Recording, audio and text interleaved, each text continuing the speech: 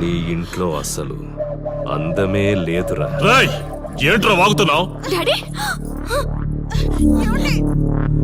చైత్ర నా డాడీని వదలండి, వదలండి, వదలండి. ఒక్క నిమిషం ముందు అబద్ధం చెప్పాన్రా. అందమంతా నీ ఇంట్లోనే ఉంది. ఎవరికెంత కసుందో తీర్చుకొని వచ్చేయండి.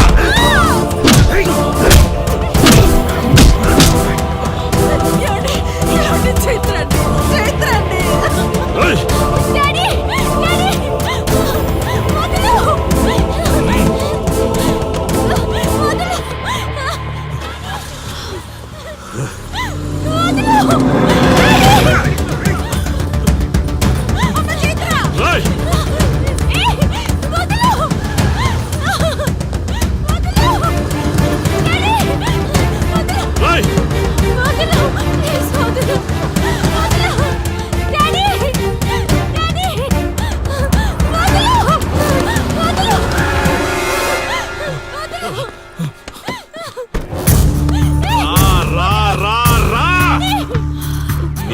నువ్వు చేసుకో, తప్పు లేదు.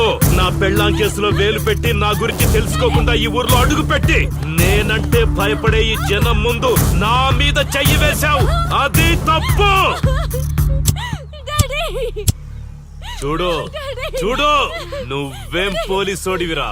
కిలోమీటర్ పరిగెత్తేసరికి ఒంట్లో ఓపిక చచ్చిపోయిందా?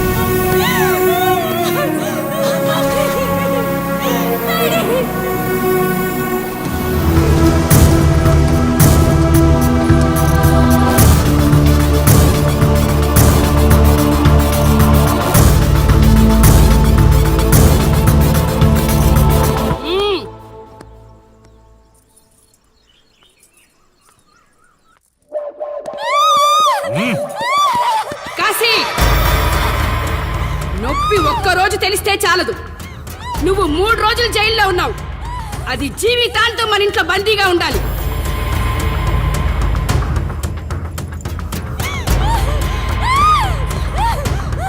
కట్రా తాళి. ఎక్కడికి పోతావే?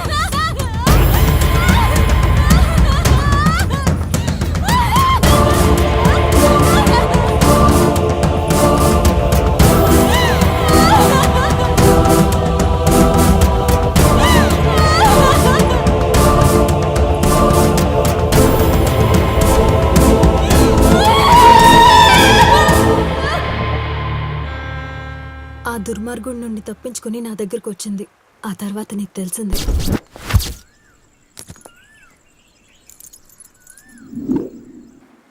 ఇంతకీ ఏ ఊరన్నావు? అదేదో పార్వతీపురం దగ్గర నరసీపురం అటబా, అంతేనా? ఒరే శర్మ గారు, ప్రయాణానికి సిద్ధం చేయరా.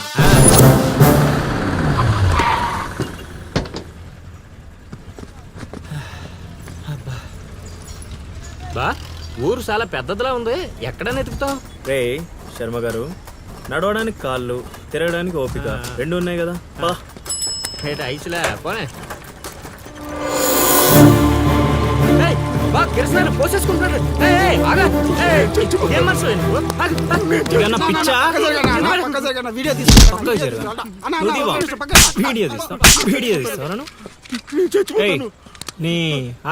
మాట్లాడుతున్నాడు కదా, ఆగలేవా? అసలు నీ ప్రాబ్లం ఏంటి? చెప్తే ఆరుస్తారా తీరుస్తారా? నా సావు నన్ను సావనివ్వండి. అయ్యా చచ్చేదో చెప్పిసావు, మాకు క్లారిటీ ఏడ్చింది. ఏరా నువ్వు పత్తి రైతువా? కాదు, వరి రైతుని. వరికి పురుగు పట్టిందా? కాదు, పంట కూడా బానే పండింది, డబ్బు కూడా చేతికొచ్చింది. పంట పండితే పండగ చేసుకోవాలి. ఈ సావులేంట్రా? బావా నువ్వు డీల్ చేయి, నేను వెళ్ళి చైత్ర గురించి తెలుసుకొని వస్తాను. ఇప్పుడు చెప్పు అంకుల్, ఏంటి నీ ప్రాబ్లం? నేను కాడ అప్పు తీసుకున్నాను. డబ్బులు వచ్చాయన్నావు కదా, ఇచ్చేయి. ఇచ్చేద్దామని నిన్ను అనుకున్నాను ఆడసలు పుచ్చుకోనే లేదు. ఎందుకు వడ్డీ ఎక్కువైందా? వడ్డీ మాట పక్కన ఉంచేయ్. ఆడ అసలే వద్దన్నాడు. మంచిదేగా, డబ్బులు మిగిలాయి. ఆ, ఏటి మిగిలేది? సిక్కంతా ఇక్కడే ఉంది. ఊరు అమ్మోరు పండుగ మొదలై 3 రోజులు అయింది. అయితే ఏటైతే ఆడి దగ్గర అప్పు తీసుకున్న వాళ్ళందరి ఇంటి ముందుని రోజుకు ఒక డ్రామా వేస్తున్నాడు. అదిగో టెంట్ కూడా రెడీ అయిపోయినది. టెంట్ వేస్తే అది నీకు టెంట్ లాగా ఉందా, నాకు పాళ్ళలాగా ఉంది. ఆ? అర్థం కాలేదా? రా చూద్దుగానే. అదిగో చూడు, ఇదిగో ఇది పరిస్థితి. నేను నీ ఇంటి ముందు వేసినారు, ఇవాళ నా ఇంటి ముందు వేస్తున్నారు. ఏవే ఆ కిరసనాల డబ్బా అటుకురా. ఎవడరా బాబు, జనాలు సావక ముందనే సమాధులు ఎక్కిస్తున్నాడు. ఎందరెందరో మహానుభావులను పొట్టన పెట్టుకున్నావు శ్మశానమా, నీకు ఇసుమంతైనను జాలి లేదా? ఎన్నో ఏండ్లు గతించిపోయినవి కానీ ఈ శ్మశాన స్థలిం కన్నులు వచ్చిన మందభాగ్యుడు ఒక్కడైనను లేచిరాడు. ఎన్నాళ్ళ ఆహా హార్మోనియం పద్యం రక్తి కట్టే సమయంలో దగ్గి డిస్టర్బ్ చేసావు కదరా ఎద్దవ్వా. వంకెతకలేనమ్మా డొంకెట్టుకు ఎలాడిందట. పద్యం మర్చిపోయినని ఒప్పుకోవచ్చు కదా. సాంఘిక నాటకాల హీరోయిన్ ఇంత గొప్ప హరిశ్చంద్ర నాటకములో నా పక్క చంద్రమతి వేషమంటే మాటలా, నాకే కౌంటరా? పద్మశ్రీ అయ్యగారు తాళాల దగ్గర ఇచ్చమంటారా? టైం కాదురా, నే చెప్తాగా. ముందా మంచినీళ్లు, గొంతు శృతి చేసుకోవాలి.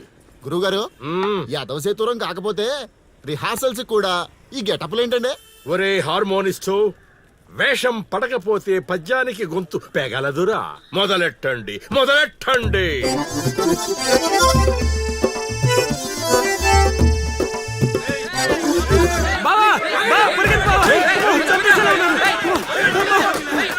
ఏం చేసావురా? నేనేం చేయలేదు బావా. ఈ ఊళ్ళో చైత్ర అనే అమ్మాయి ఉంది, మీకు తెలుసా అని అడిగా.